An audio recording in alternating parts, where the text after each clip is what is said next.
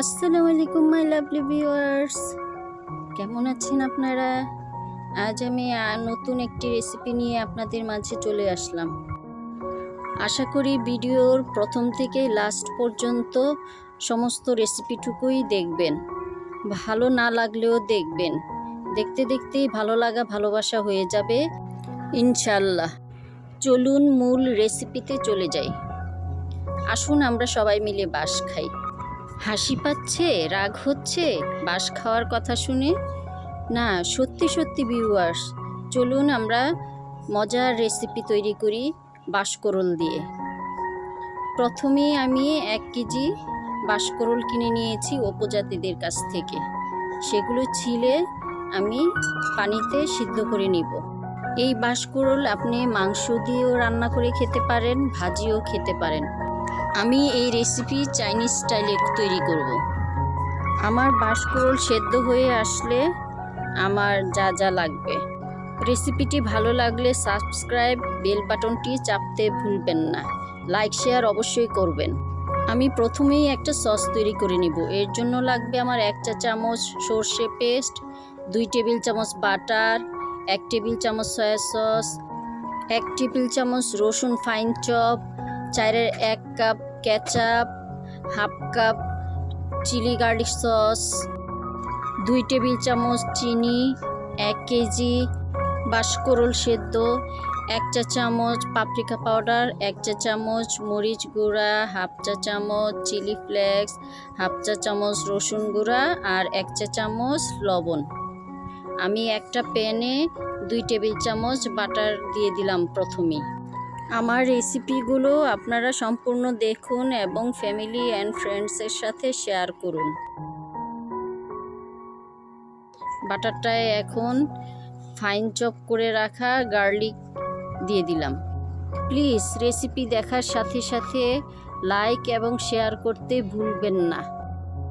এই রসুন কুচিগুলিকে আমি সতে করে নিব।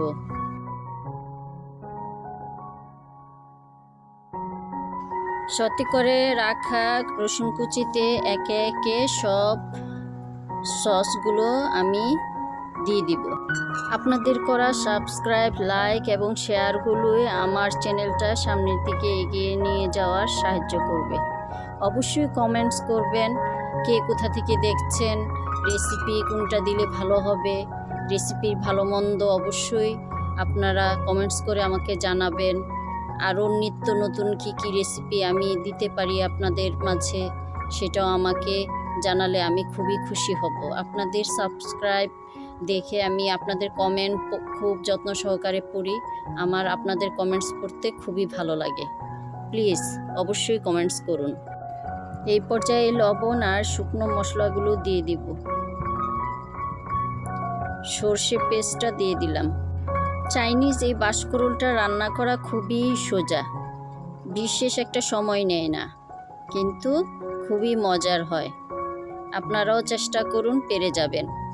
আমি মরিচ গুঁড়া আর পাপরিকা গুঁড়া দিয়ে দিলাম, চিনিটাও দিয়ে দিলাম।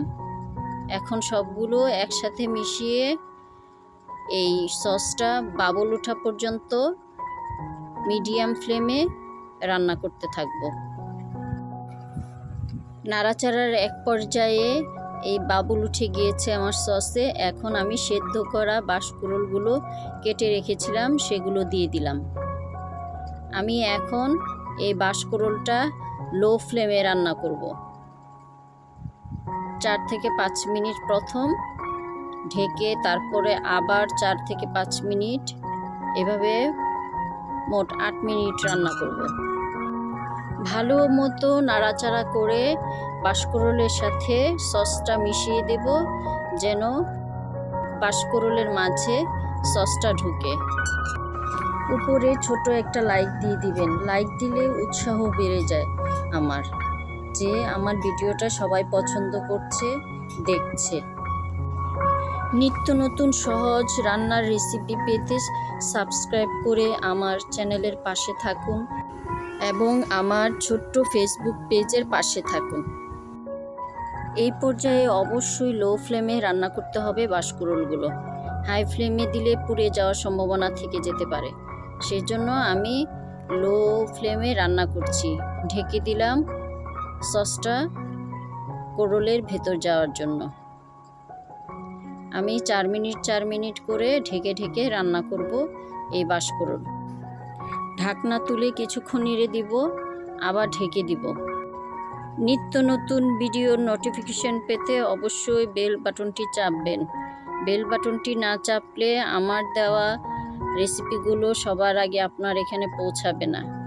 তাই আমার রেসিপি বেশিক্ষণ খুঁজতে হবে না, আপনি যদি বেল বাটনটি চেপে রাখেন আর সাবস্ক্রাইব করে রাখেন।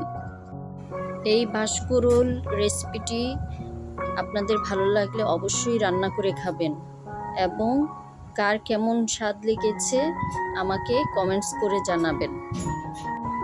আশা করি সবারই এই সহজ বাঁশকোরল রেসিপিটা ভালো লাগবে এবং যাকে খাওয়াবেন সেই পছন্দ করবে এই বাঁশকোরল রেসিপিটা।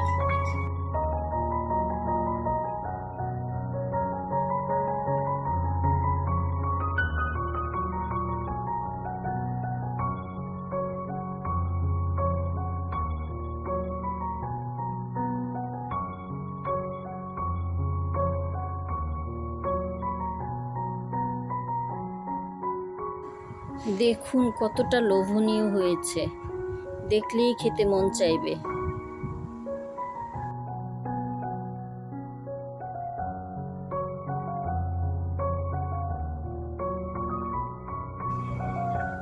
যারা আমার ভিডিওটি সম্পূর্ণ দেখছেন তাদের অসংখ্য ধন্যবাদ, আর যারা আমার ইউটিউব ও পেজে নতুন তাদেরও আন্তরিক ধন্যবাদ।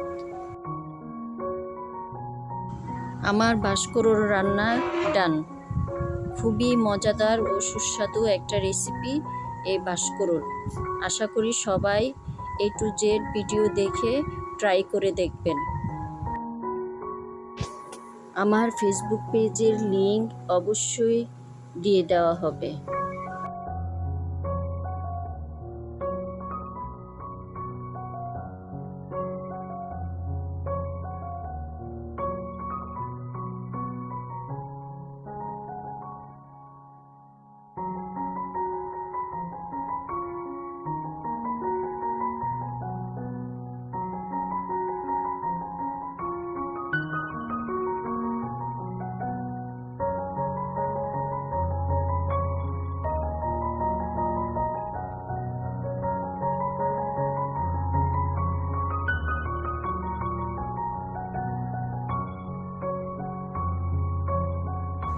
সহজ ও সুন্দরভাবে রান্না উপস্থাপন করার একমাত্র নাম গালিভাস সুইট ড্রিম।